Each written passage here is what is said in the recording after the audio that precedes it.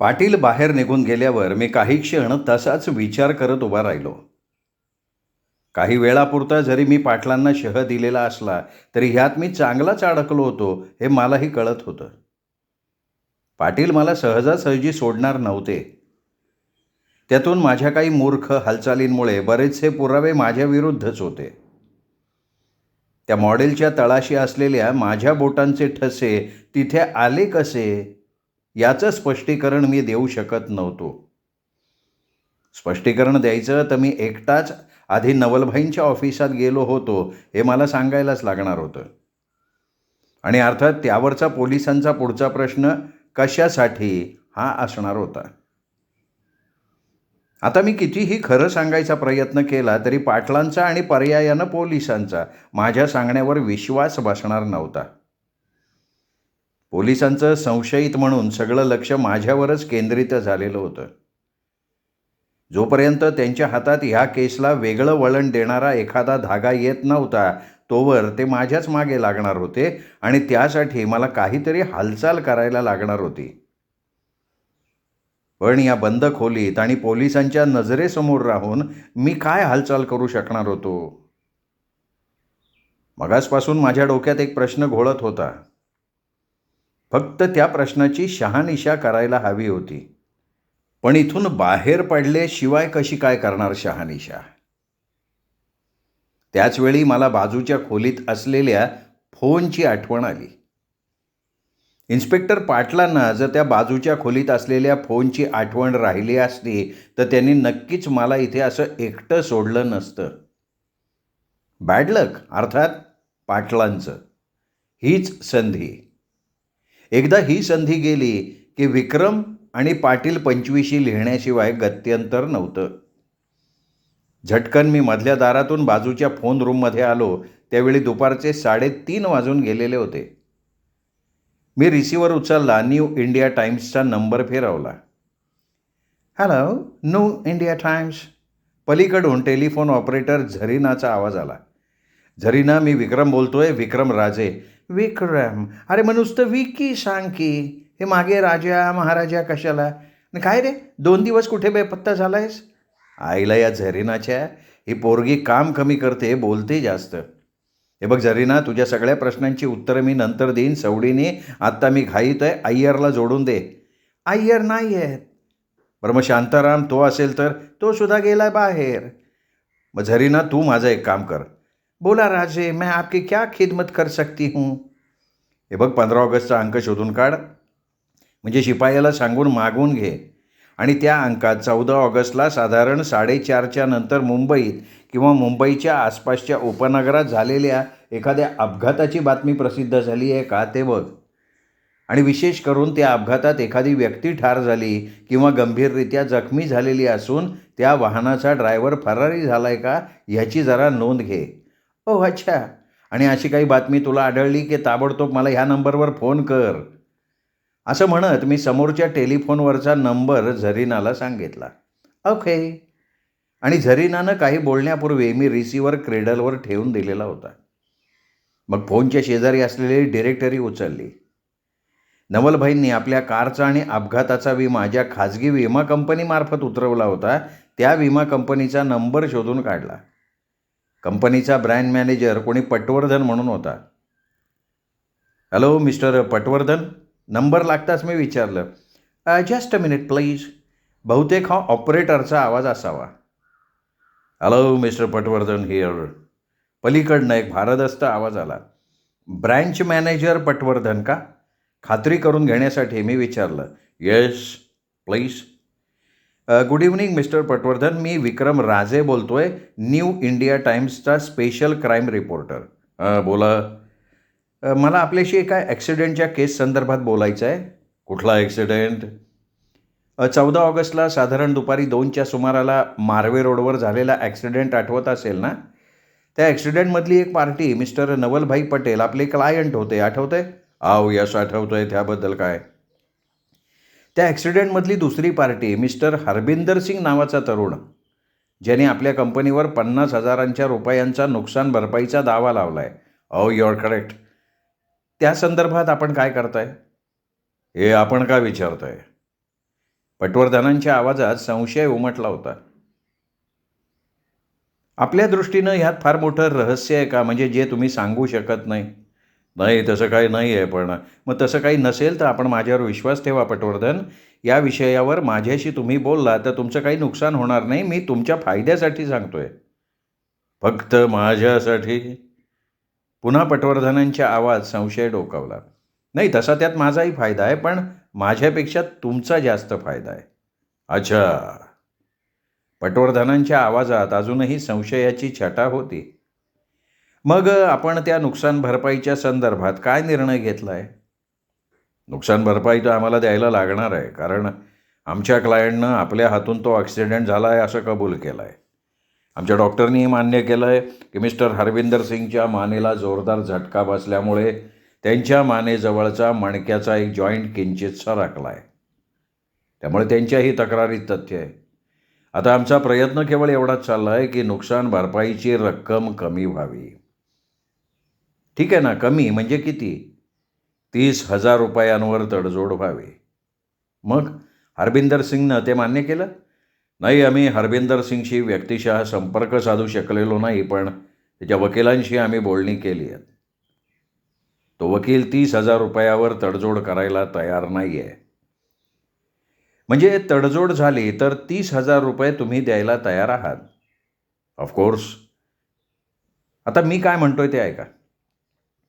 समजा तुमच्या या 30,000 रुपयातनं मी तुमची 25,000 रुपयांची बचत केली तर?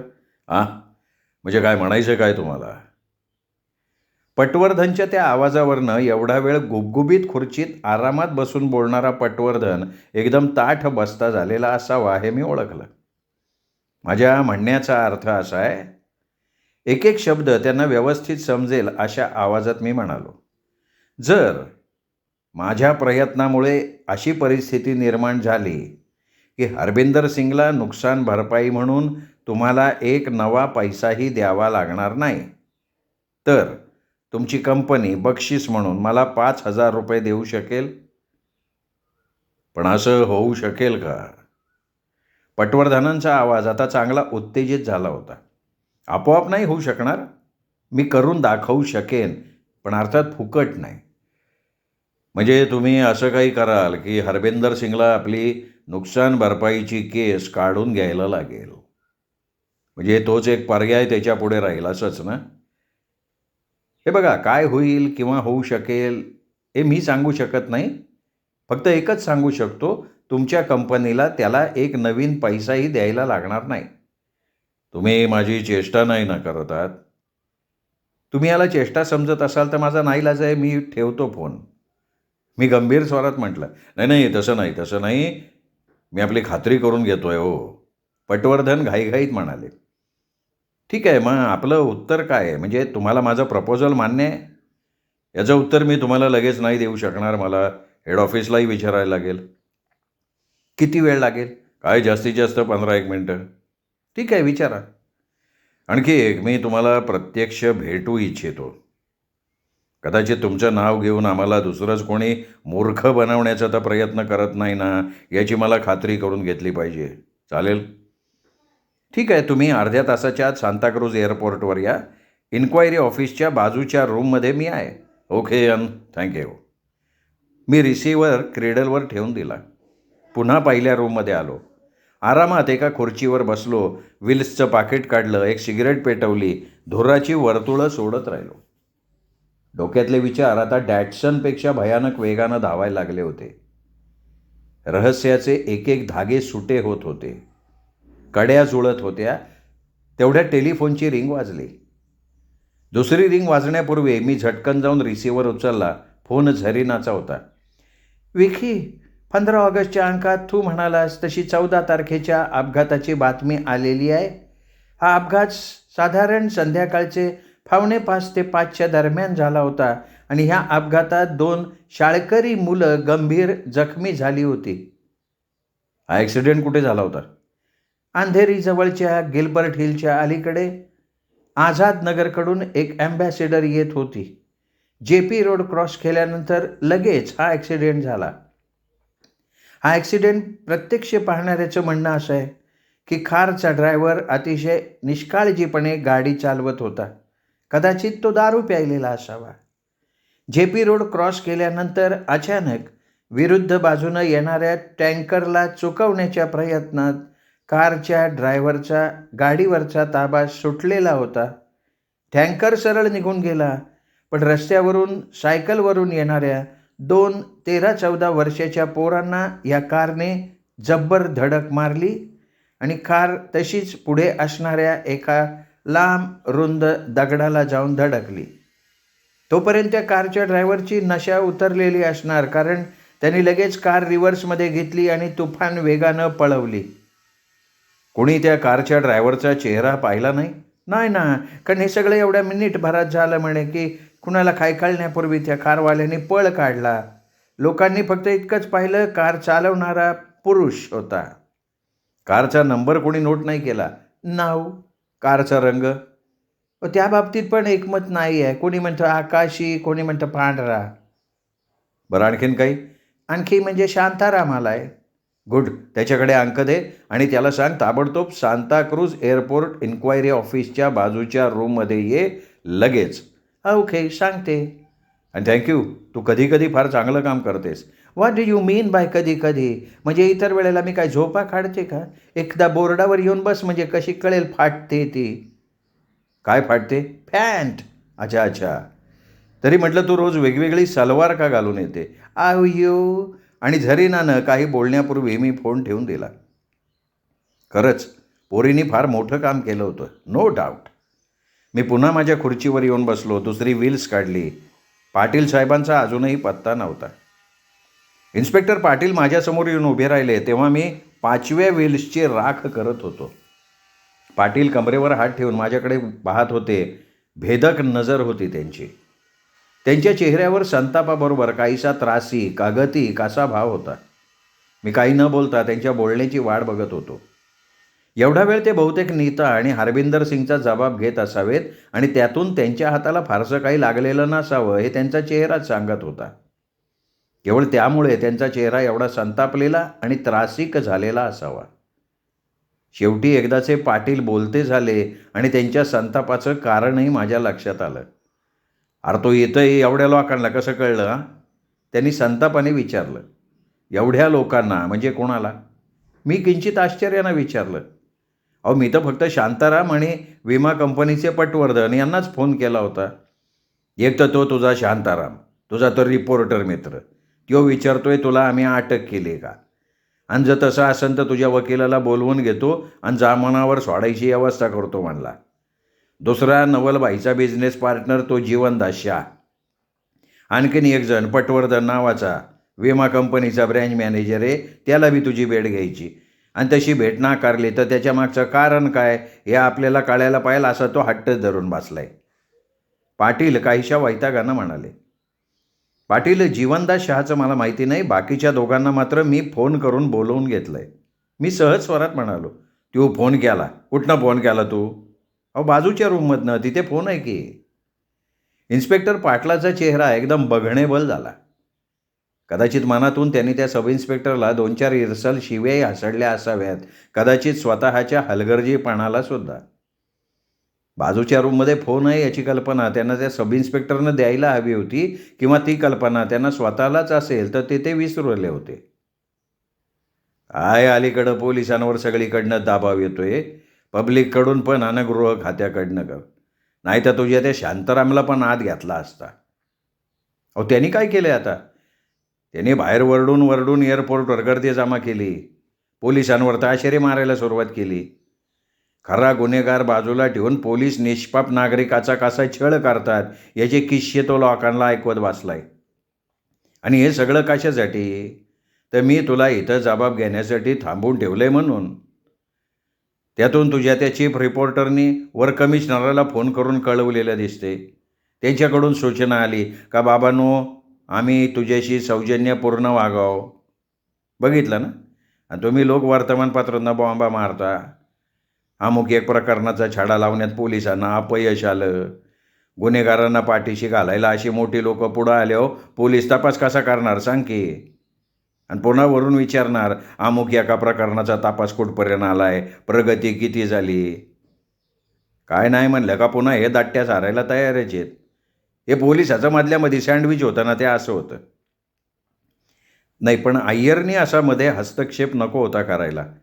मी वरवर पाटलांना सहानुभूती दाखवण्यासाठी म्हटलं, तू लय मला शहाणपणा शिकवू नको. मनातनं तुला आनंदाच्या उकळ्या फुटत असतील, चांगला ओळखतो मी तुला. पाटील काहीशा रागानं म्हणाले, नाही नाही, हे मात्र तुम्ही चुकीचं बोलताय पाटील साहेब. तुम्ही तर मला चांगले ओळखत नाही का, आणि तुम्ही मला चांगले ओळखत असता तर माझ्यावर असा नवलबाईच्या खुनाचा आरोप तुम्ही केलाच नसता ना. का केला नसता? हे बघे, परिस्थितीजन्य पुरावा हेच दाखवतोय. मला तेच म्हणायचं आहे. इतक्या ढोबळ पुराव्यावरनं तुम्ही मला ठीक आहे मग खून कोणी केला ते सांग. ते जर मला माहिती असतं तर इतका वेळ मी गप राहिलो असतो का? मग तुझ्या कारच्या डिकीत प्रेत कसं आलं ते तर सांग. आईला मगाशी मी या पाटलांना वेताळ म्हणालो ते काही चुकीचं नाही. प्रश्नांची उत्तरं दे, नाही तर डोक्याची 100 शकलं. आता त्यांनी विचारलेल्या एकाही प्रश्नाचं उत्तर माझ्याकडे नव्हतं तर मी काय बोलणार? बघ बघ आहे ना, मी विचारलेल्या या काही प्रश्नाचं उत्तर तू नाही देऊ शकत, मग मी तुला संशयित आरोपी म्हणून का अटक करायची नाही? पाटलांचं म्हणणं योग्य होतं, मलाही ते मान्य होतं. आणि माझ्या जागी दुसरा कोणी असता तर एव्हाना पाटलांनी त्याला अटक करून लॉकअपमध्ये टाकलं असतं, याची सुद्धा मला कल्पना होती. तेवढ्या दारावर टकटक झाली आणि सब इन्स्पेक्टर आत आला. सर, तो बाहेरचा रिपोर्टर म्हणतोय. पाटलांनी एक दीर्घ निश्वास सोडला आणि म्हणाले, पाठव बाबा त्याला आत. सब इन्स्पेक्टर बाहेर गेला आणि काही क्षणात शांताराम प्रसन्न हसत आत आला. हॅलो विकी, आईला तू मोकळा आहे की? मला वाटलं तुझ्या हातात बेड्या असतील, तुझ्या पायांना साखळदंड बांधले असतील. बघ साला, त्याच्यासाठी मी कॅमेरा घेऊन आलो. आपल्या गळ्यातला कॅमेरा दाखवत शांताराम म्हणाला, अरे तुझे त्या अवस्थेतले 4-2 फोटो काढणार होतो. उद्याच्या अंकात फ्रंट पेजवर ते फोटो टाकून सनसनाटी कव्हर स्टोरी करायचा विचार होता. तू इथे एखाद्या VIP व्हिजिटर सारखा बसलाय. छे छे छे छे छे. हे आजकालच्या पोलिसांचा दर्जा फार घसरलाय. खुनासारख्या गुन्ह्यात अडकलेल्या गुन्हेगाराला अशी VIP ट्रीटमेंट? काय चाललंय काय? शांताराम आपल्या नेहमीच्या स्वभावाप्रमाणे बडबडत होता आणि क्षणाक्षणाला पाटलांचा चेहरा संतापानं लालबुंद होत होता. कारण हे सगळं तो मुद्दाम पाटलांना चिडवण्यासाठी बोलत होता. आधीच पाटील शांतारामवर खवळले होते, त्यातून आले आले त्याची ही बडबड. शांतारामला आपण वेळीच आवरलं नाही तर पाटील कुठल्याही क्षणी त्याला बाहेर काढतील याची मला जाणीव झाली. शांताराम, मी सांगितला तो अंक आणलायस का तू? मी शांतारामला विचारलं. Yes sir. असं म्हणत त्यांनी गळ्यातल्या शबनममधनं तो अंक काढला, माझ्या हातात दिला. मी अंक हातात घेतला, फ्रंट पेजवर नजर फिरवायला सुरुवात केली आणि नकळत माझा चेहरा उजळला. शांतारामचा अर्थात माझ्याकडे लक्ष गेलं. माझा उजळलेला चेहरा बघून तो म्हणाला, विकी, झरीनानी तुला टेलिफोनवरनं जी बातमी सांगितली ती आतल्या 4 नंबर पानावर सिटी न्यूजच्या कॉलममध्ये आहे. अरे पहिल्या पानावर त्याच्याही पेक्षा एक हॉट न्यूज आहे बेटा. काय भानगड काय? न राहून इन्स्पेक्टर पाटलाने विचारलं. कसलं वर्तमानपत्र आहे? कुठलं आहे वर्तमानपत्र? आणि कसली हॉट न्यूज आहे? हे बघा, हा 15 ऑगस्टच्या वर्तमानपत्राचा अंक आहे आणि पाटील साहेब, हा 15 ऑगस्टचा स्वातंत्र्यदिन विशेषांक थोड्याच वेळात अनेक जणांच्या ज्ञानात बहुमूल्य भर घालणार आहे. विक्रम, आय वॉर्न यू. तुझा आता पुन्हा काही गेम करायचा प्रयत्न करणार असशील, मी कमिशनर साहेबाची सूचना मानाव न घेता तुला असा दाढा शिकवल ना मी.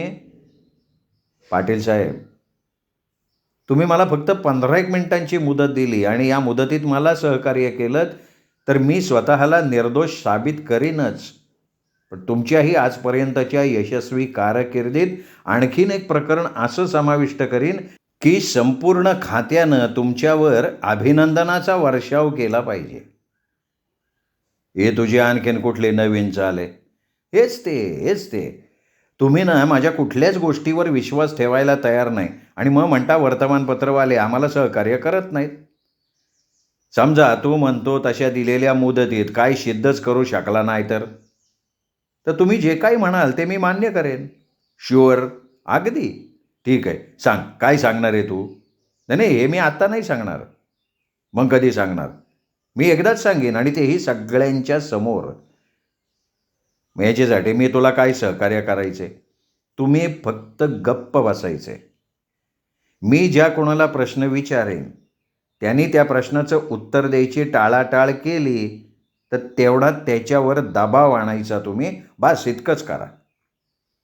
पाटील क्षणभर थांबले, मग उठून बाहेर निघून गेले. अरे विके, काय भानगड आहे? हां, देखते रहो रे, आगे आगे क्या होता है. मी हसून शांतारामचाही प्रश्न टाळला. अरे वही होता है जो विकी चाहता है, असंच ना? शांतारामही हसून म्हणाला. शांताराम बोलत असताना साधारण 50 वर्षांची प्रभावी व्यक्तिमत्व असलेली व्यक्ती आत आली.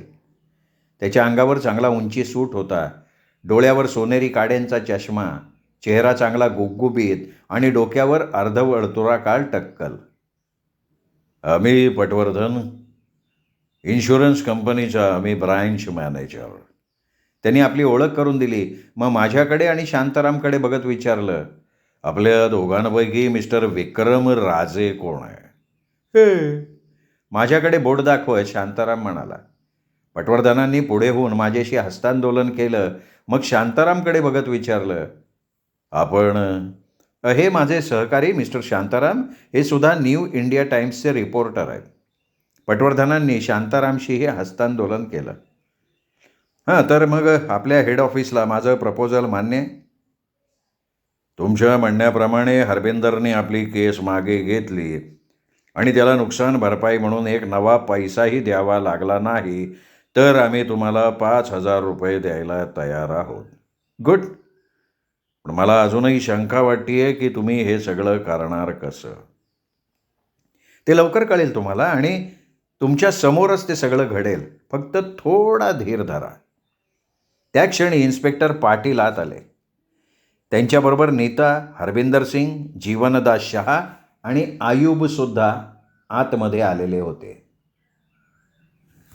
श्रोते हो, तुम्ही ऐकताय सुरेश वैद्य लिखित प्राणांतिक ही कादंबरी. आज या कादंबरीचा 11वा भाग श्रोते हो तुम्ही ऐकलात.